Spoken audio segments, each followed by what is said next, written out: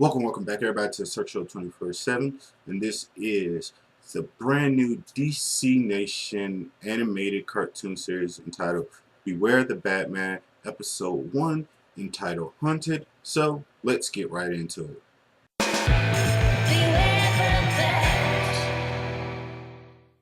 Alright guys, Beware the Batman. Now this animated series, came out of really nowhere. Like, we knew about it, but then people started getting hyped about it. But then when the whole Young Justice stuff happened and that got canceled, and Green Lantern the animated series, this show kind of was left on the back burner. It kind of left a bad taste in a lot of people's mouth because everybody felt like the series was taking over, like we're kind of kicking like their favorite series, like Young Justice and Green Lantern the animated series was kind of taking that spot. So a lot of people weren't anticipating this, and a lot of people were wanting this to fail. Even though most people, favorite DC character is Batman, it just had a lot of bad things going for it, like right off the bat. You heard it was a lot of like different rewrites and stuff, and they had to change some stuff in the animation because of the tragedy that happened with the whole, Dark Knight Rises stuff. Just a lot of stuff was not really in this TV show's favor. But it's here now. We have the premiere, episode 1, The Hunted. What did I think? I thought it was pretty good. I thought it was really interesting. It had a lot of great qualities that I really think is going to get better over time. A lot of things that I thought kind of threw me off a little bit, and I think this show is going to kind of, I have to kind of get used to, like how I got used to the Green Lantern animated series, because it does this like whole CGI animation, which I'm not the biggest fan of. I think the only time I'm a fan of it is with the Clone Wars series. I was never the biggest fan of it with the Green Lantern animated series, but I got used to it. Like, it was very jarring when I first watched it.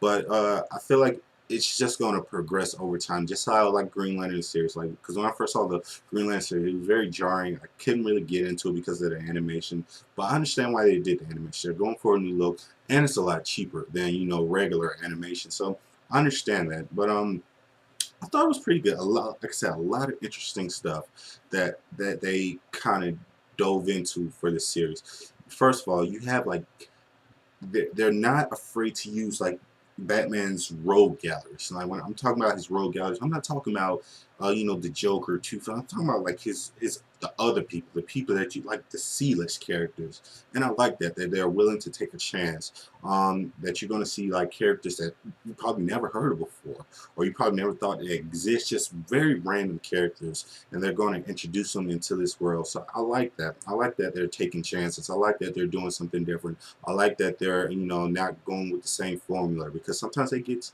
that gets tiring. So I really respect that with the writers and the creators who came up with this, to use like Professor Pig, to use like Toad. That's cool. And it gets it gets other people to really understand these characters. It gets other people to understand like how big his rose gallery is. So I really enjoyed that. I like the fact that they changed up Alfred. I thought that was probably the highlight for me, is how they changed up Alfred's kind of backstory and stuff. How he used to be like a secret spy for like MI6, and he looks like Lex Luthor for some reason, but he's a badass. And I thought it was really cool. I thought it was very interesting, and he can fight. Like, he's a fighter. He can actually fight. He can go toe to toe with Batman. But he still has that kind of Alfred type of mentality, where he's still witty. He still talks back. He still think he's smarter than everybody. So I like that, and you still see he cares about Bruce Wayne, just in a different way. And it's kind of like him and Bruce Wayne are, instead of like a father-son type figure, it's just like a big bro and a little bro type situation. So I really enjoyed that. I thought it was very unique. I thought it was different. I thought it was a brand new take on a very lovable character. And I'm really interested to see more with Alfred, because I really like the story, and he gets a lot of focus. It looks like they're going to give him a lot of focus, and he's going to be really integrated into the series a lot, and he's not just going to be a throwaway side character that you see like here and there just to hand out food. It looks like he's gonna be in the action. It looks like he's gonna do stuff. It looks like he's gonna contribute, and I like that. I like that they're doing something different. So I really enjoy stuff like that. Another thing I thought was very interesting is that they kind of made Bruce Wayne a little bit younger. You know, he's a little bit younger. He's still like the playboy. I really didn't have a problem with the voice actor. I think at first, because every time I listen to Batman, I'm always thinking about Kevin Conroy. If I'm watching any kind of Batman animated series, I'm always thinking about Kevin Conroy. You know what I mean? Because that's who I grew up with. So when I first heard it, it kind of threw me off a little bit. But you know, as the show progressed, it got better, and I got more into the person who was playing it. So I feel like the voice actor is going to be he's going to do a good job. So I'm not really worried about that. I think the only thing that was a little that kind of threw me off a little bit was still a little bit more the CGI because sometimes it looked really good, sometimes it didn't. I think the one thing that I really didn't really like is kind of the design of Batman because since it isn't like this clay or 3D this, animation, he looks a little bit too smooth. He's like glossy. I don't know the way his lips are. I don't know. It didn't sit well with me. I think that's one of the things that I have to get used to is how Batman looks because he is the star of the show. So that's a big part of how he looks. You know what I mean? I'm so used to looking at him like in cartoon form, like a little bit grittier, a little bit older. He's got a square jaw. This one he doesn't. He's a little bit thinner. He doesn't really have a square jaw. He's younger. You know, different kind of attitude. But I think over time, if they do it right, it's all about how they execute this whole how they execute Batman. If they do it right, then I can probably get along on that bandwagon. It was still very great, I guess. Well, not super great, but it was a good enough premiere to where it had me engaged. It had me wanting more. It had me thinking about, well, since Young Justice is not here, I have a new animated show to review every Saturday.